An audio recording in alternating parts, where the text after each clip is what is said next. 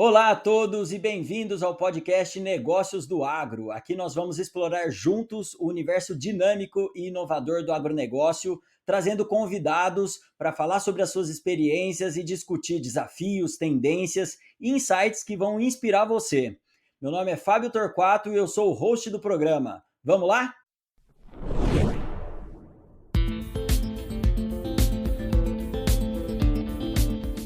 Antes de começarmos, eu gostaria de fazer um agradecimento especial aos parceiros desse episódio, a AgroTravel Viagens Técnicas e ao escritório João Domingos Advogados. Meu convidado de hoje é graduado em Direito pela PUC Goiás, especialista em processo civil pelo IDP-DF, professor de pós-graduação de Direito do Agronegócio da PUC Paraná e é CEO do escritório João Domingos Advogados. Vou conversar com Leandro Marmo. Seja bem-vindo, Leandro. Muito obrigado, Fábio. Uma honra estar aqui, fico muito contente aí com o convite, né? E sempre é uma oportunidade única a gente poder compartilhar um pouco aí da nossa experiência, das nossas vivências, né? Com os profissionais do agronegócio. Muito bom. Leandro, para a gente começar, eu queria que você contasse como é que foi o seu caminho aí até se tornar um advogado especializado no agro. Como é que o agro entrou na sua vida aí? Fábio, a nossa jornada é bem interessante. Nós estamos aqui em Goiás, no coração do Brasil, né? Região Centro-Oeste, uma região eminentemente do agronegócio. A minha família, eu venho da família de produtores rurais, tanto do lado do meu pai quanto da minha mãe, então cresci ali pegando bicho de pé, cresci ali na roça, né? A gente já fez uma entrevista com o advogado ali que ele falou que trabalhava no gabinete com a juíza, e eu falei, cara, mas por que você saiu de lá? Ele falou, porque eu tomei o coice de uma vaca. Eu tomei um coice de uma vaca, desloquei o ombro, tive que fazer uma cirurgia e aí tive que me afastar do trabalho, né? Coisas que só acontecem por aqui. Então a gente já tinha essa sinergia do nosso meio ambiente natural, vamos dizer assim, né? Nosso ecossistema aqui. E é uma jornada que começou lá atrás com o meu avô, pai da minha mãe, que além de produtor rural, ele também era advogado, o Dr. Heron Marmo, hoje é falecido, foi produtor rural por mais de 50 anos, advogado também.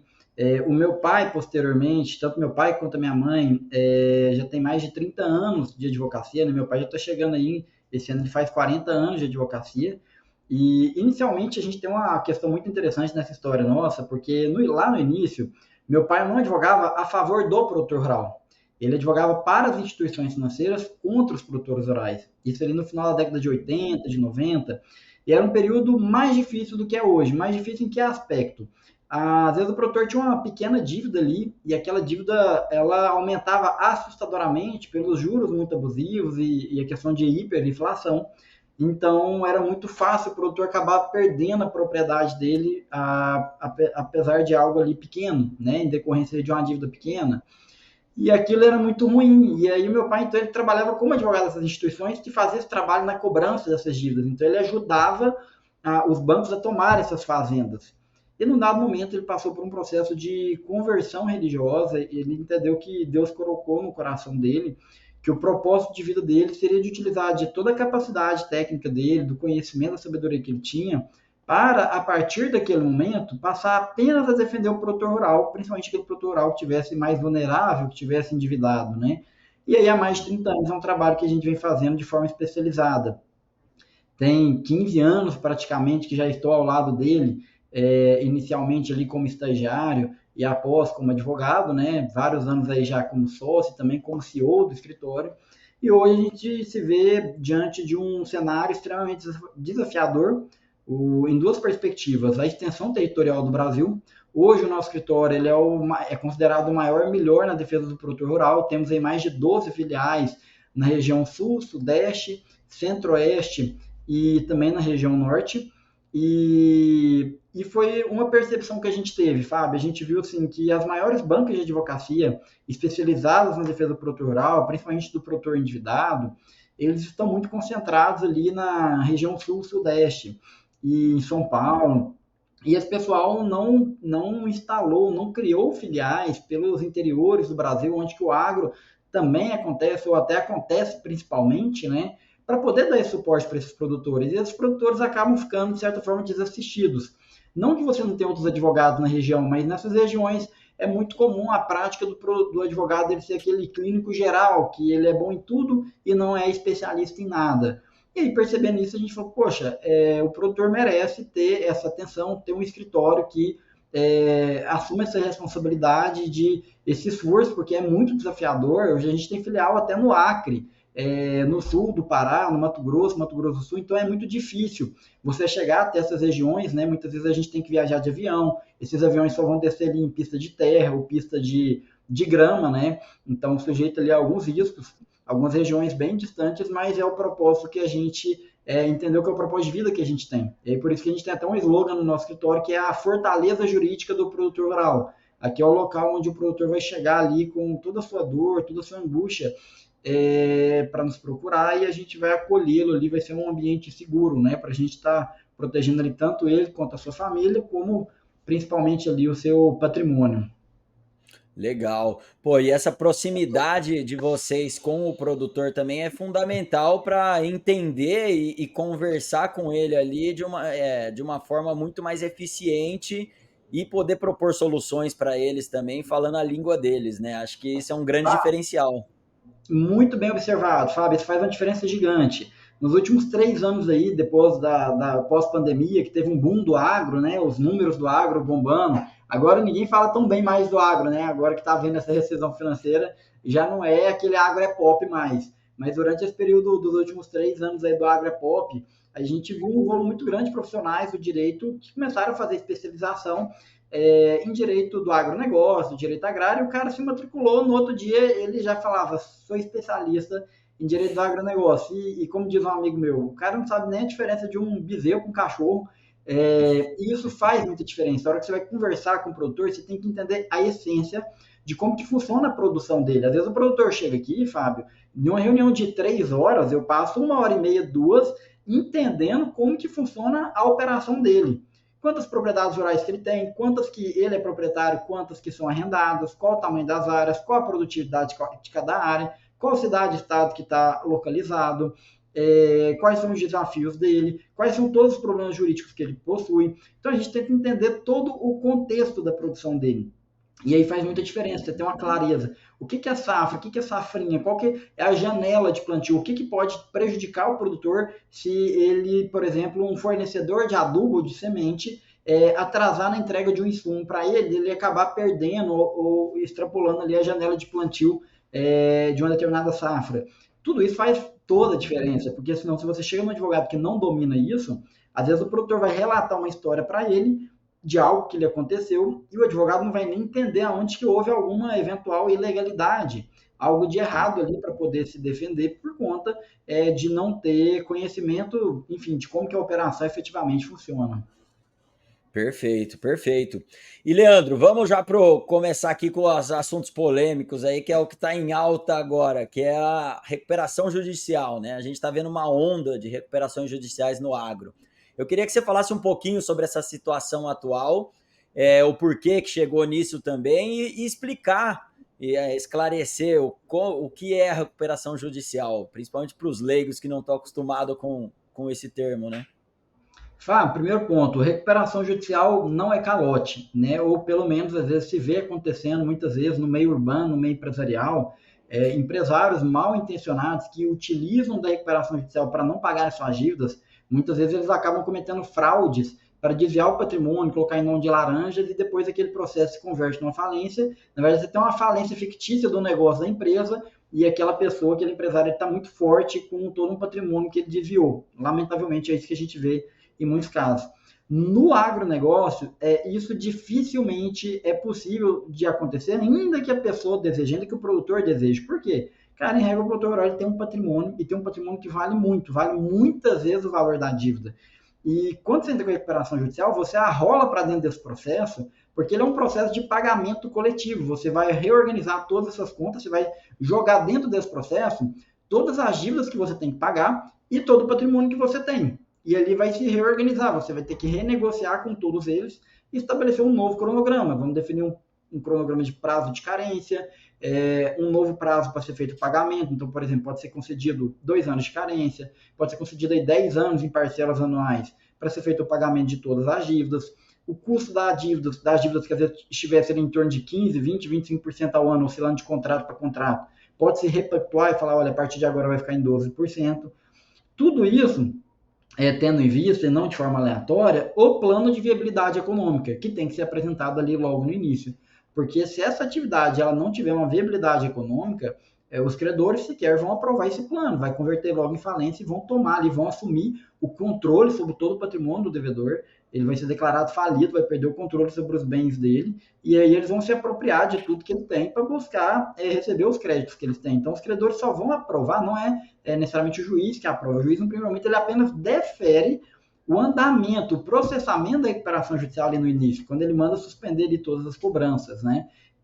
Mas passado isso, quem vai decidir se a recuperação vai ser deferida ou não, e em quais condições de carência, prazo e juros, basicamente, o desconto também que vai ser concedido, serão os credores, através da Assembleia Geral de Credores, né? Então, os credores têm ali os grupos, geralmente tem que ser 50% mais um, tem algumas regras também ali por quantidade de cabeça para poder considerar a maioria. Então, a maioria concordando em cada um desses grupos com o plano de recuperação, ele vai ser aprovado e aí vai ser viabilizada essa repactuação, para que ele possa fazer.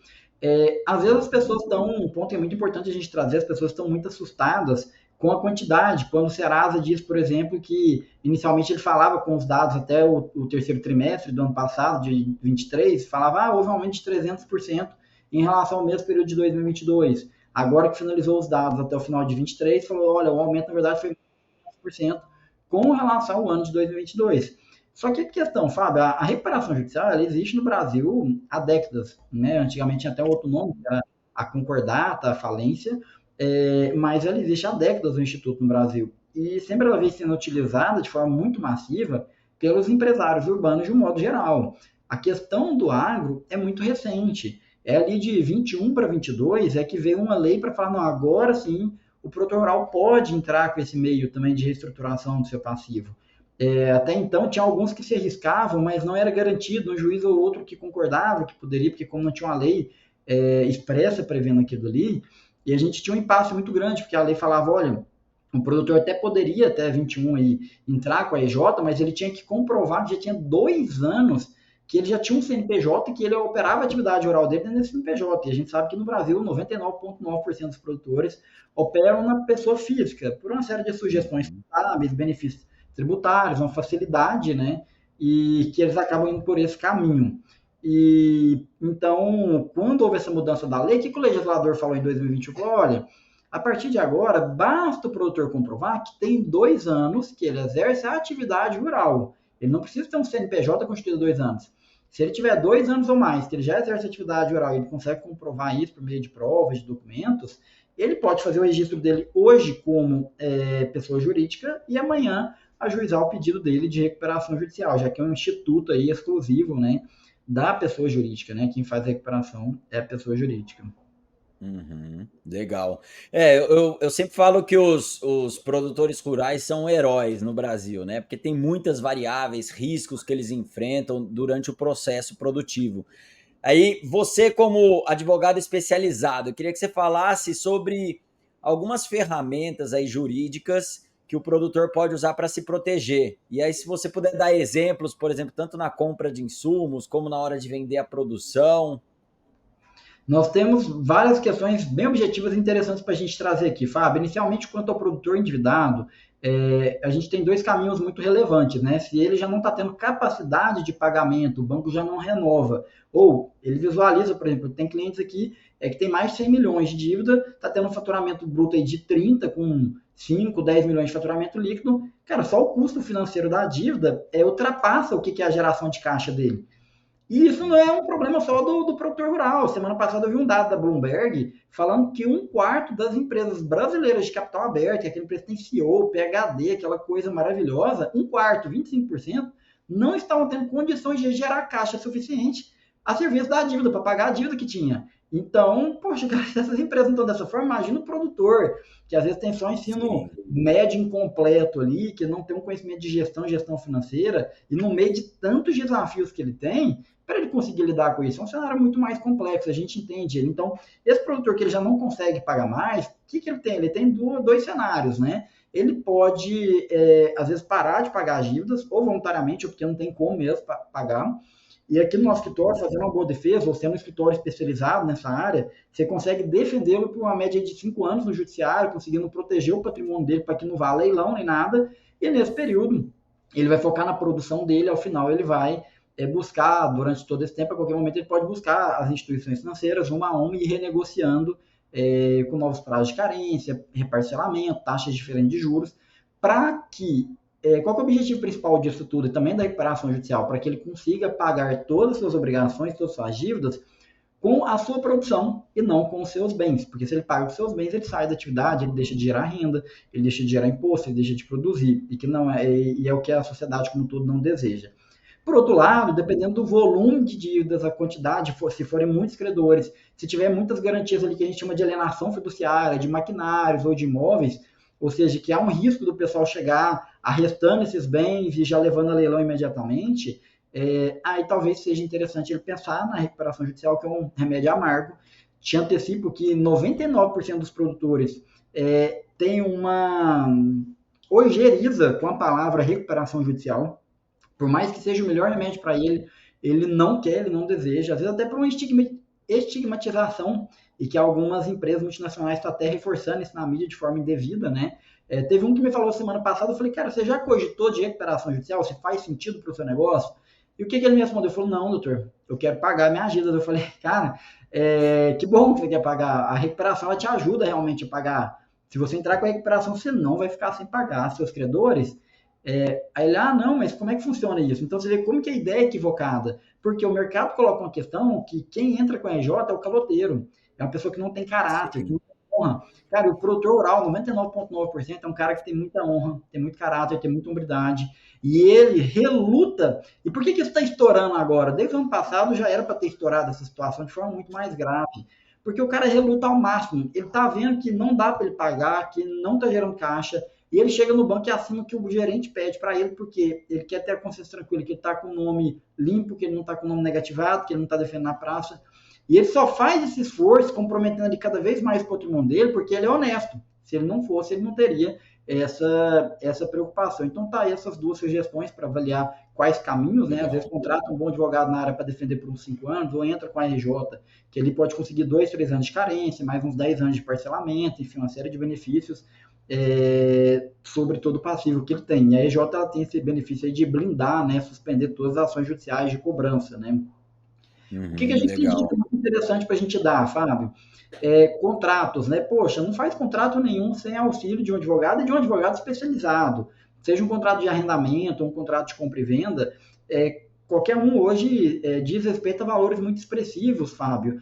E não pode ser feito por um contador, por um modelo qualquer, ou que ainda que for com um advogado que não seja especializado. Porque os riscos e as consequências daí decorrentes podem ser muito grandes. O cara pode, às vezes, ele teria o direito de continuar explorando por mais 5 ou 10 anos uma área, por conta de um contrato mal feito ou de uma orientação jurídica mal dada, ele acaba perdendo esse direito, e o que isso vai refletir no bolso dele é algo ali assustador, né? Então, é muito importante. Tem uma dica que eu sempre gosto de dar nas palestras que a gente dirige para produtor rural, para esclarecer o quanto que a informação jurídica de qualidade ela é relevante, Fábio, diz respeito ao contrato de compra e venda de um imóvel rural. Historicamente, o pessoal sempre fez ali um contrato meio de gaveta, um contrato assim que se o vendedor ele já entrega num primeiro momento a posse da fazenda para quem está comprando, ele paga ali uma entrada e geralmente paga ali mais 2, 3 anos ou mais.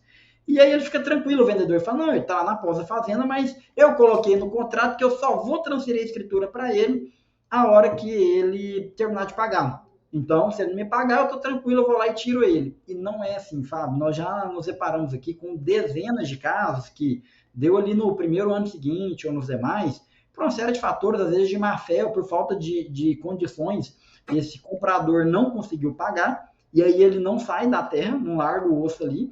E aí, quando você entra na justiça, a justiça fala que não pode te dar uma liminar para reintegrar, que tem que discutir primeiro quem tem ou não tem direito. E aquela discussão dura aí 10, 15, 20 anos, às vezes vai até o vendedor da terra morrer sem ele receber. Se aquela for a única terra dele, ele fica sem nada. E histórias como essa a gente conhece às dezenas, só que eu tive conhecimento. Pelo Brasil todo você pode colocar milhares nessa conta. E o que a gente tem para lidar com isso, Fábio? Um direito muito simples, muito fácil de ser exercido pelo produtor rural, que seja o proprietário, o vendedor do imóvel, que é uma lei que já existe desde 1997, né? Está caminhando para 30 anos, que é a lei da alienação fiduciária de bens imóveis. Basta que ele coloque nesse contrato, ele já lavra ali a escritura pública de compra e venda e coloca uma cláusula constituindo uma garantia em favor do vendedor da alienação fiduciária daquele imóvel. Com aquilo dali, ele está se blindando, não importa os credores que eventualmente esse comprador tiver, se ele não tiver condições, o dono da terra ele não vai ter que ir ao judiciário para poder reaver aquele imóvel. Ele vai poder utilizar de um procedimento que só, via de regra, as instituições financeiras utilizam, que é uma cobrança via cartório, o próprio cartório de imóveis. Ele não tem que ir até o juiz. Ele não tem despesa com advogado, com juiz, despesas altas ali, nem a morosidade do judiciário. Ele vai ali no cartório de imóveis, intima a pessoa, paga em 15 dias, não pagou, ele mesmo já nomeia o leiloeiro particular, em 6 meses é perfeitamente possível dele receber o dinheiro dele de volta, ou se ele não conseguir vender o imóvel no leilão, dele ficar com esse imóvel todo para ele de volta como pagamento da dívida, o que é algo assim extraordinário, né? O nível de segurança jurídica que você consegue gerar com algo tão simples. Legal, legal. E, Leandro, vocês estão em Goiás, mas vocês atendem o Brasil inteiro. E pelo que Exatamente. você tem visto aí, essas proteções jurídicas, elas são comuns ou muita gente ainda não tem consciência da importância disso? Porque tem coisas que às vezes a gente só vai atrás depois que dá errado, né? Como é que Fábio, está a consciência do produtor em relação a isso? por mais que a gente está num mundo aí cada vez mais antenado, porque a comunicação flui, né? Infelizmente as pessoas focam às vezes muito no entretenimento e também não sabem como direcionar o foco para acessar um determinado tipo de informação ou acessando ela, não consegue ter uma compreensão muito clara daquele direito e se aplica ou não para ela, né? O Aham. nível de desconhecimento é muito grande, lamentavelmente, até pelos próprios colegas advogados. E aí eu vou dar um exemplo para você de um direito muito caro e muito relevante, principalmente para o pequeno produtor rural. A Constituição Federal, ela assegura um direito que é uma blindagem sobre a propriedade que é considerada como pequena propriedade rural. Ah, Leandro, mas qual é o tamanho que a lei define como pequena propriedade rural? Esse tamanho ela oscila de acordo com cada município em cada estado. O INCRA, se você digitar no Google as palavras módulo fiscal INCRA, vai aparecer um site do INCRA que tem lá cada estado e município. Você coloca seu estado e município e vai dizer, por exemplo, ali em Goiânia, o módulo fiscal é 20 hectares. Então, a lei fala que até 4 vezes o tamanho desse módulo, a propriedade ela tem que ser blindada. Então, se é de 20 até 80 hectares, ela pode ser blindada. A gente tem regiões, Fábio, aqui no norte de Goiás, parece que quanto mais distante as regiões, maior a lei amplia esse leque, né? Então, você vai para a região sul-sudeste, esse tamanho do módulo são menores, o que se considera pequena propriedade. Você vai da região centro-oeste para cima, norte, nordeste, você tem regiões aí que, às vezes, o módulo é de 100 hectares, ou seja, uma propriedade de 400 hectares, que é coisa pra caramba, 80 alqueires hoje, ela pode ser considerada como impenhorável pequena propriedade rural. E o que isso significa, Fábio? Significa que nenhum credor, se eventualmente ele não consegue pagar as dívidas dele, poderá ir lá e tomar aquele imóvel dele e na justiça e falar, não, eu quero tomar essa fazenda, vender ela forçosamente no leilão judicial para pegar aquele dinheiro e entregar para pagar os credores. Ainda, e aí que vem o mais importante que pouquíssimas pessoas têm conhecimento, Fábio, ainda que esse produtor, ele tenha chegado eventualmente, por exemplo, em um banco ou uma revenda e tenha oferecido voluntariamente esse imóvel como garantia, como hipoteca, que é algo extremamente comum. Ainda que ele tenha oferecido sem garantia, ele pode invocar essa proteção porque a Constituição entende que é um direito relativo à dignidade da pessoa humana, que ele é mínimo que tem que ter. Então, se a pessoa ela demonstra que, primeiro, pelo tamanho, ela tem uma pequena propriedade rural, segundo, que dali ela produz e dali ela tira a subsistência dela, pode ser que o imóvel esteja até arrendado, né? Hoje em dia compreende dessa forma. E principalmente, às vezes, se ela não tiver outra fonte de renda relevante, né? Ela vai ter que ter essa proteção, essa proteção. E uma questão relevante é que a lei não exige sequer que ela tenha que morar no imóvel. Ela pode ter uma casa na cidade, ter lotes na cidade, e ainda assim a lei vai tutelar ela, vai resguardar ela nisso daí.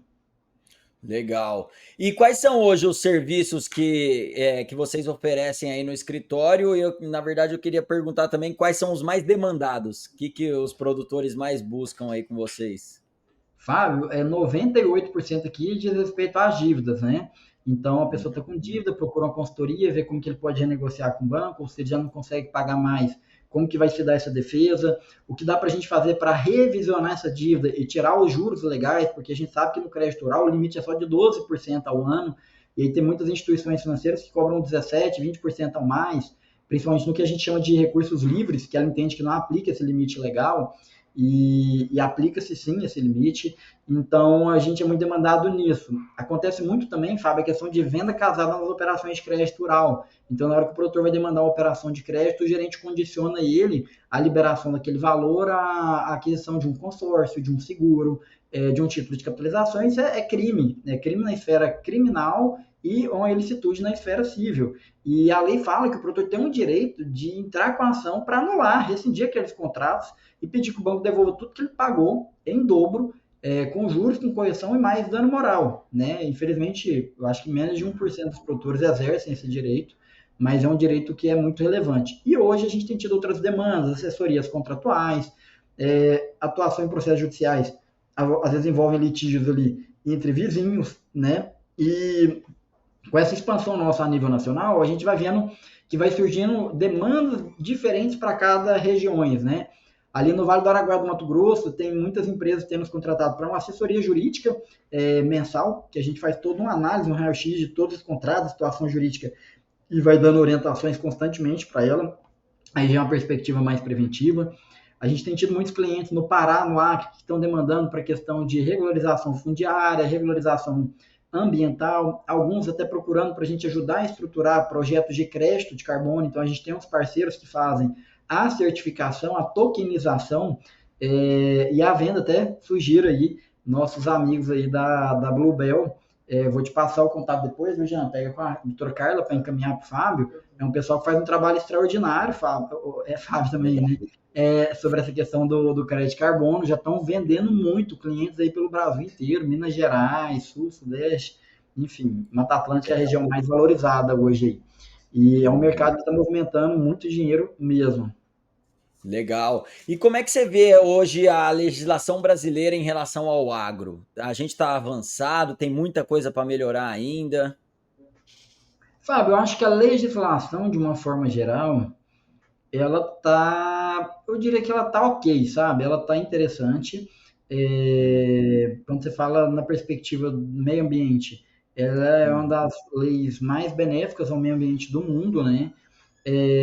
Mas a gente, pô, você pega aí, por exemplo, o Estatuto da Terra, é uma lei da década de 60, que regulamenta como que vai funcionar os contratos agrários, contratos de arrendamento, de parceria, e que está extremamente defasado, era uma sociedade totalmente diferente. Aí você tem alguns projetos em andamento no Congresso que precisam chegar a um termo logo para ter essa resolução. O que eu vejo que, todavia, é mais caro para o produtor rural hoje na área jurídica, não é nem tanto a questão da lei em si. Eu acho que é muito das empresas e instituições cumprirem a lei que já está posta, sabe? Os bancos, quando a gente fala de venda casada, violam diariamente, gerando prejuízos de bilhões de reais para o agronegócio. As revendas do agro, Fábio, a gente tem um problema muito grande. E até uma sugestão, pô, o produtor, como é que ele faz negócio com uma revenda e não exige um contrato que discorra sobre todas as obrigações que aquela revenda vai ter com ele? Se ela vai entregar um adubo, qualquer quantidade, qualidade, prazo de entrega, se ela não cumprir com o contrato, qualquer multa. Hoje você pega todas as multinacionais, sabe, as gigantes, as pequenas e médias revendas, elas não elaboram um documento para entregar para o produtor discorrendo sobre as obrigações delas. E de má fé, elas fazem apenas uma cédula de produto rural, constando ali a obrigação que o produtor vai ter com relação a ela. Olha, na data da colheita você tem que me entregar tanta quantidade de produção, soja, nessas características, nessas qualidades. Se você não me entregar, eu vou arrestar e você vai pagar multa de 50%, vai pagar isso e aquilo. Cara, mas e se essa empresa viola o contrato? Se ela atrasa na entrega do insumo? Ela não tem nenhum contrato, ela não firma por escrito com o produtor, nada dizendo qual que quando que ela vai entregar, a qualidade, a quantidade, e é absolutamente natural que isso haja problema. E outra, ela pode errar, falhar com o produtor, mas chegou na hora da colheita, o produtor não pagar ela não está nem aí, ela vai com a CPE que reconhece todo o direito que ela tem contra o produtor rural, e ali o produtor rural, ele fica, a expressão mais adequada, ele fica com as calças na mão no judiciário, o cliente chega para a gente defender ele, e ele não tem subsídio, não tem, às vezes, mal uma conversa de WhatsApp, alguma coisa fora de contexto ali, mas você não tem provas inequívocas do direito que ele tem dentro daquela relação contratual, né? E a gente tem várias outras questões aí de práticas abusivas de grandes instituições do agronegócio, né? Então, hoje o produtor, mais do que nunca, ele está na briga aí de Davi contra Golias, né?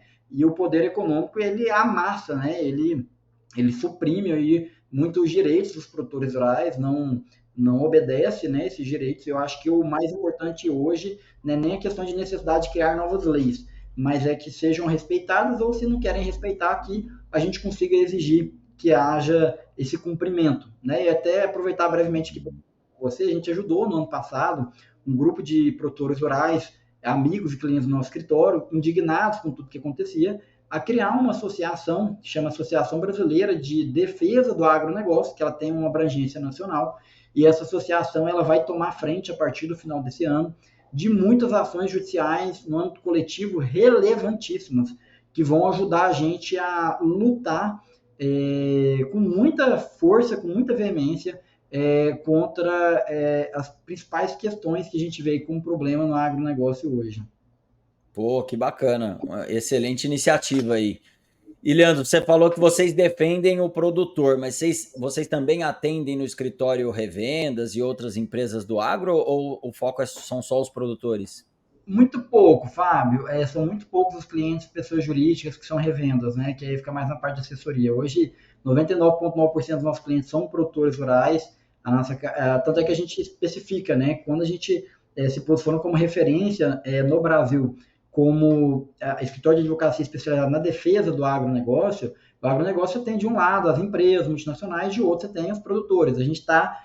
O nosso foco é aqui, é o produtor rural, que é a parte, é quem produz efetivamente, tanto é que a gente tem um slogan que a gente fala que a gente atua na defesa do Brasil que produz, o elo mais fraco da corrente, é o elo mais vulnerável e é quem de fato produz, e que a gente reconhece um propósito e a gente tem uma motivação muito grande em trabalhar em defesa deles. A gente tem aqui no escritório clientes com 10 hectares, até 1.000, 50 mil, 100 mil hectares, e isso nos enche muito de orgulho. Apesar de a gente ter uma estrutura muito grande, mais de 100 colaboradores hoje em todo o Brasil, a gente não trabalha só com clientes grandes, do tipo, vou trabalhar com poucos clientes mais rentáveis, que pagam milhões de honorários.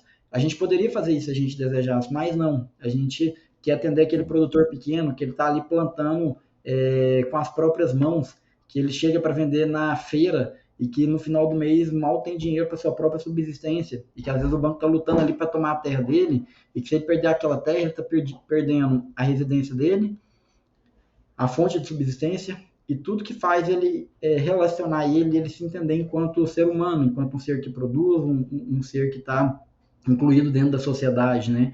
Um produtor, depois que ele vende sua propriedade e ocorre ali o êxodo rural, é algo extremamente doloroso. Essa pessoa, dificilmente ela consegue se reconectar com a sua essência ali, se realocar adequadamente dentro de um meio ambiente de trabalho exclusivamente no meio urbano. Perfeito. E, Leandro, que conselhos você daria aí para os produtores rurais em relação a questões legais, a se proteger, principalmente essa parte preventiva, que eu imagino que seja importante, né?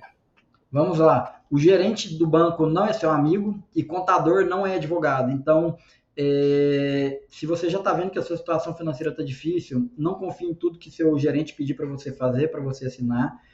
O quanto antes, procure a ajuda de um advogado especialista para orientar, ver quais são os riscos efetivamente que você está correndo aquilo ali, quais as consequências daquelas decisões, e tudo aquilo que você precisar fazer de consultoria ou elaboração de contratos, documentos, o contador vai te ajudar muito na esfera tributária, mas na esfera jurídica é importantíssimo que você também procure um advogado especialista. Enfim, eu acho que a gente pode finalizar dessa forma. Muito bem. E, Leandro, deixa para a gente também aí os contatos do seu escritório. Também, se você quiser falar sobre o podcast de vocês, que também tá muito bacana. Deixa aí, quem quiser saber mais sobre esse assunto e sobre vocês, como é que encontram? Muito obrigado, Fábio. Recomendo seguir o Instagram do escritório, que a gente produz ali muito conteúdo jurídico relevante no agronegócio. Já temos ali mais de 135 mil seguidores, conteúdo diário de muita qualidade. Ali a gente coloca recortes do nosso podcast Agro em Debate, que também está no YouTube, no Spotify. No Spotify, inclusive, não só com o áudio do podcast, mas com o vídeo, né, das entrevistas ali, do bate-papo. E, enfim, sinta-se totalmente à vontade ali para interagir conosco através das redes sociais, das nossas mídias sociais, e tirar qualquer dúvida sobre qualquer tema conosco. Vai ser uma honra poder ajudar, independentemente do seu porte enquanto produtor rural, enfim, para a gente, sempre que a gente pode ajudar um produtor a esclarecer, tirar uma dúvida, a gente entende que a gente está cumprindo o nosso propósito. Show de bola. Leandro, muito obrigado pelo bate-papo aqui com a gente. A gente foi rápido, mas a gente conseguiu levantar várias Sim, questões aí que são importantes nessa área para o pessoal do agro. E obrigado por aceitar nosso convite e compartilhar aí as suas experiências, seu conhecimento. valeu, Fábio, foi excelente, foi muito legal mesmo, tá bom? Ficamos à disposição aí, um grande abraço. Muito obrigado. E é claro que agradecemos vocês, nossos ouvintes, por nos acompanhar. A gente vai deixar na descrição do episódio as informações da AgroTravel, Viagens Técnicas, do Leandro e do escritório João Domingos Advogados, para quem quiser entrar em contato. Não esqueçam de seguir nosso podcast no Instagram, no YouTube, no Spotify. E se você gostou, compartilha para a gente continuar cada vez mais inspirando o agronegócio brasileiro. Muito obrigado e até a próxima!